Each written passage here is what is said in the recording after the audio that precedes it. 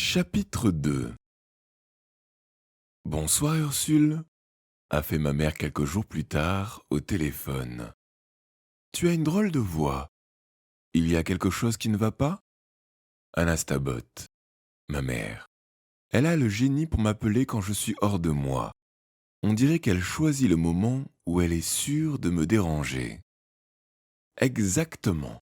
Il y a quelque chose qui ne va pas. Verte ne montre aucun signe de sorcellerie. Je me demande si c'est par sottise ou par paresse. En revanche, elle s'est découvert une nouvelle distraction. Les garçons de sa classe. Il n'y a plus que cela qui l'intéresse. Elle devient si ennuyeuse et si commune que je me demande si elle est bien ma fille. Ne t'énerve pas, ma grande, a dit Anastabot. Bien dit, elle m'énervait tellement que je crevais d'envie de lui raccrocher au nez. Ta fille traverse sans doute un moment difficile. Il n'est pas toujours simple d'avoir 12 ans. Elle a 11 ans, pas 12, ai-je hurlé dans le combiné. Ça ne change rien. 11, 12, 14, c'est une période compliquée où les jeunes doivent trouver leur personnalité et tu dois savoir que, mais enfin, personne ne lui demande de se trouver une personnalité. J'en ai une toute prête pour elle, une personnalité de sorcière, figure-toi. Ne sois pas si pressée, ma fille. Les enfants ne font pas toujours ce qu'on attend d'eux au moment où on le souhaite. Et puis, Verte n'est encore qu'une petite fille. Ma fille n'est pas n'importe quelle petite fille. Elle n'a jamais porté de robe, de ruban, ni de couette. Je lui ai jamais offert de Barbie, ni même de poupée. Je l'ai élevée pour qu'elle devienne une honnête sorcière, gentille avec sa mère et sérieuse au boulot. Pas une bonne petite femme chichiteuse. Diable, diable, a dit ma mère. Calme-toi, Ursule. Ce n'est pas si grave. Comment ça? Pas si grave? Ma fille est en train de devenir une idiote prétentieuse, et tu trouves que ce n'est pas grave. Ça suffit maintenant, a tranché Anastabot. Si la situation est pénible à ce point, confie-moi vers une journée par semaine. J'ai bien réussi à t'apprendre l'essentiel, et Dieu sait que ça n'a pas été facile. Je peux tenter ma chance avec ma petite fille. D'accord, ai-je grommelé. Passe la chercher mercredi, et arrête d'invoquer Dieu à n'importe quelle occasion.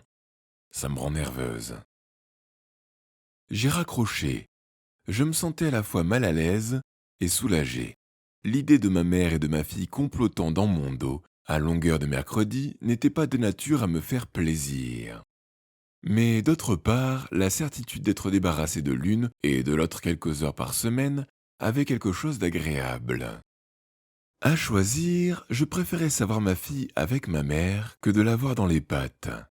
Elle avait pris la déplorable habitude d'arborer un air maussade dès le réveil et de le garder vissé sur la figure tout au long de la journée.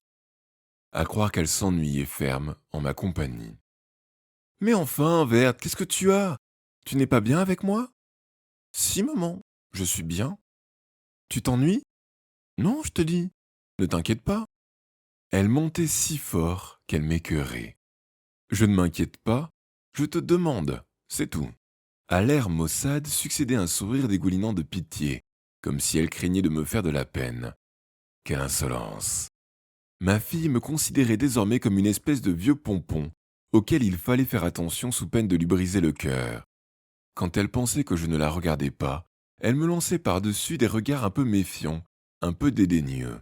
Et, j'en étais persuadé, elle s'ennuyait dès que nous nous retrouvions à deux. Pourquoi sommes-nous toujours toutes les deux? Tu trouves que nous ne sommes pas heureuses toutes les deux? Si, mais pourquoi n'ai-je pas de père pour dîner de temps en temps avec lui? Voilà ce qu'elle a fini par me demander, cette innocente. Un de ces longs week-ends où nous traînions côte à côte, désœuvrés dans l'appartement. Quelle question? Mais parce que c'est comme ça. Il n'y a pas d'homme dans nos familles. Qu'est-ce que nous ferions d'un père?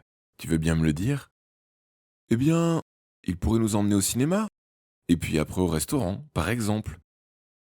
Eh bien, s'il ne te faut que ça pour être heureuse, je t'y emmène, moi, au cinéma, au restaurant.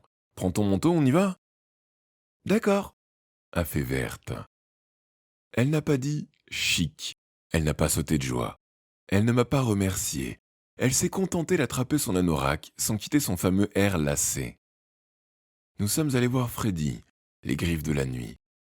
C'était la première fois que cette chipie me réclamait son père. J'ai senti une légère inquiétude me pincer le cœur. D'abord les garçons de la classe, ensuite un père. Qu'est-ce qui lui prenait? Pour toutes ces raisons, j'étais assez contente qu'Anastabot l'embarque un jour par semaine. Au moins, tant qu'elle serait avec sa grand-mère, ma fille cesserait de me promener son air sinistre sous le nez.